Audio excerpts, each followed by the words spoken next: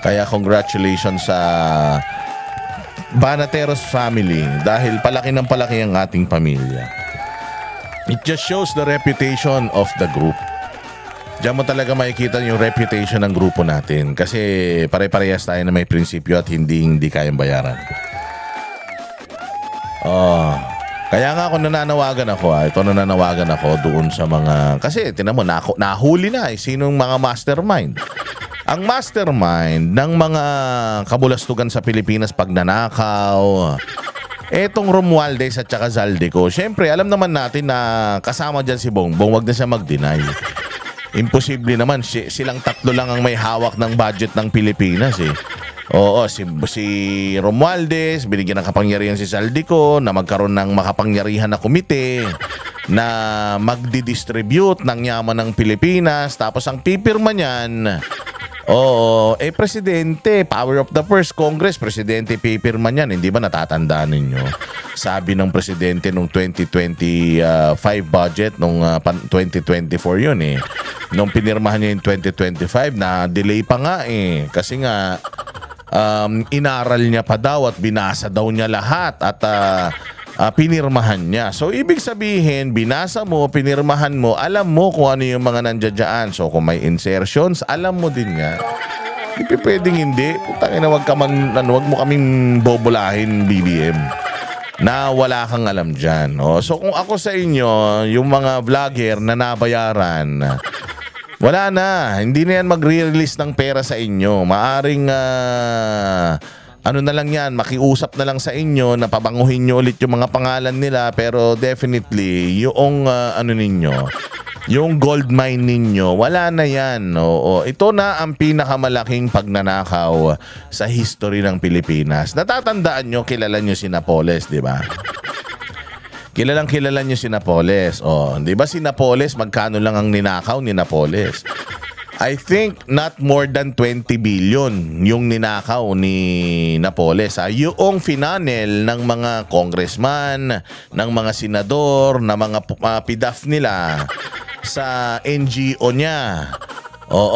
Kumbaga siya ang naging launderer ng mga senador at nakulong nga dyan si Jinggoy, nakulong si Enrile, nakulong yung jowa ni Enrile, nakulong si Bong Revilla, di ba? Napalaya sila kalaunan, pero hanggang ngayon, when you hear about Janet Lim Napoles, when you hear the name Napoles, isa lang ang papasok sa isip ninyo, kawatan.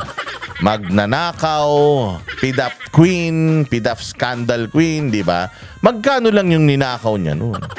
Magkano lang? Actually, hindi niya ninakaw yung pera na yun, pinadaan lang sa kanya noong mga politiko para may record sila. Kasi nga, yung magaling na Ping Lacson ang gumawa noong liquidation by certification. So, walang proper audit. Basta nilalagay lang nila sa mga NGOs ni Napoles at nung kanyang anak na tumakbo rin ng party list noon, di ba? So, doon lang nila fina-funnel. Kumbaga, siya lang yung laglagan ng pera tapos siya lang yung tagabalik. May komisyon sigurado siya, pero siya ang least guilty. Ang pinaka-guilty dito, yung mga politiko, tingnan mo. Asan yung mga politiko? Si Napoles nakakulong, pero yung mga politiko nasa laya. Alam mo, somehow, yung sinasabi ni Pangilinan, somehow may katotohanan din eh. Kasi na-acquit eh. So, nakulong tapos na-acquit eh. Kung sana na-convict yung mga yan, di hindi na sana pinamarisan. Yung Janet Lim Napoles hanggang ngayon, bulok sa bilangguan habang panahon ng makukulong. Nag-ano pa yan nag-protected witness pa yan. Pero kita mo, lahat ng mga ikinanta niya nasan? Ayan, lahat nasa laya. Magkano lang yun? Hindi nakakalimutan ng tao Yang kay Napoles, panahon pa yan ni Pinoy. Hanggang ngayon, hindi pa nakakalimutan. Lalong-lalo na kaya itong pagnanakaw ni Romualdez at saka ni Zaldico. Mantakin nyo, daan-daang bilyon ang ninakaw ng dalawang Judas na yan. Halos 200 bilyon, more than pa. Ang pinagnanakaw ng mga yan, maniniwala ka? 2 tao lang sila? Hindi ako naniniwala. Nagdi-deliver sa Aguado. O, di ba? Yung Aguado ba yun? Aguado dyan sa may, sa may Malacanang. Meron daanan daw doon, papunta sa Malasyo.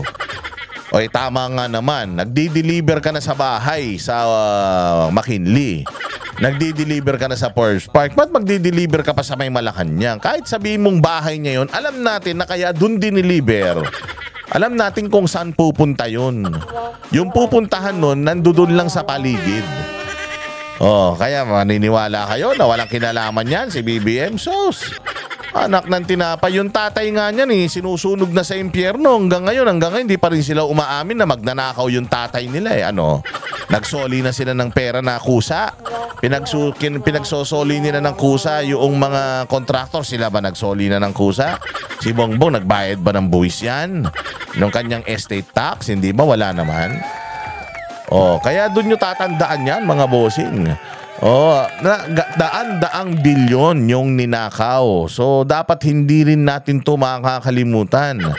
Mas matindi pa sabi ko nga, imaginein mo, mayroon ng korupsyon kay Janet Napoles. Natanggal yung PDAF dahil dyan. Tapos nakahanap sila ng bago. Yung mga demonyo nakahanap ng mga bago, nagkutsabahan yung mga satanas. Yung mga satanas sa Senado, sa Kongreso, hanggang Malacanang nagkutsabahan para ubusin ang pera ng taong bayan. Kaya dapat hindi natin yan makakalimutan. Actually, nalaos talaga si Napoles. Nalaos, parang lumabas na si Napoles, putangin naman shoplifter lang ang dating sa kanila. Dahil yung ninakaw ni Napoles na parang 10 billion or 20 billion or a little less than that. Mantakin mo, tinriple, doble, 100%, 200, 1,000% na mark up yung kanilang pagnanakaw. Diyos ko. Diba? Hindi kayo nahihiya niyan. Kaya wag nating kalilimutan. Anyone that is linked dito kay Romualdez, kay Zaldico, at saka dito kay BBM, nakinabang ang mga yan, yung mga vlogger na pinagmamalaki si Romualdez at itong mga Duterte binabanatan. Hindi naman dating mga nagpupolitika pero biglang binabanatan yan. Katulad niya si Rendon, si Makagago, yang mga yang mga nagbo-boxing na commentator, tapos biglang galit na kay Inday Sara, yang si Yan Gasa. Puro magnanakaw, di ba? Kung yan, tingnan mo, yung mga bumabanat, sino yan? Sina Nino Barsaga. Hindi ba? Nung si Nino, sinabi niya, kasto, Gcash bayaran dito, Pat itataas lang natin ang pangalan ni Romualdez. Saan galing yung pera na yun? Saan galing yung perang pinambabayad sa mga vlogger na yan? Sa mga content creator na pinababango pangalan ni Romualdez? Kung magnanakaw yan sa kaban ng bayan dahil sa flood control, di dun galing yan. So, you're equally as liable. Kayong mga binabayaran ni Romualdez, humanda kayo kasi unti-unti, isa-isa mapapangalanan kayo. At kapag ka nasintensyahan itong amo ninyo, lahat kayo damay. Kaya kung ako sa inyo, kung ako sa lahat ng mga binayaran ni Tambaloslos na mga vlogger na sumisira kay Inday Sara, kung ako sa inyo, ngayon pa lang, umamin na kayo. Dahil kung saka kayo aamin, saka kayo magre-repent, saka kayo hihingi ng tawad kapag nakulong ng mga hayop na yan at kapag kasi Inday Sara na presidente. Wala nang kwenta yung paghingin nyo ng tawad. Ngayon pa lang, sigurado bibitawan na kayo niyan. Dahil if i-freeze ang mga assets ng mga yan, wala nang pambayad sa inyo yan, baka nga mamaya loose end kayo. Baka mamaya isa kayo sa mga magsumbong sa katiwalian nila, baka ipapatay kayong lahat. Mag-ingat kayo. Kaya nananawagan ako sa inyo, kung mahal yung mga buhay ninyo at mga pamilya ninyo, sa dami ng ninakaw nila, kayang-kaya kayong ilibing ng buhay ng mga yan. Deserve nyo naman yan. Kaya mag-ingat kayo, ha? Kami ang boses ng masa, hindi natatakot. Katotohanan lang, di kami nalulunod. Walang bahid ng sismis, lahat ay totoo. Kahit sino ka pa, pag mali ka babanatan ka. Walang pinipili kulay, wala kaming kinikilingan. Basta para sa bayan, kami lalaban. Pag tama palakpakan, pag mali banatan. Di matitinag, di matatakot, para sa bayan tuloy ang sigaw. Sa harap ng kamera, walang halong takot.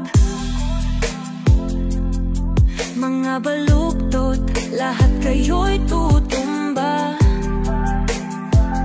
Ang hustisya at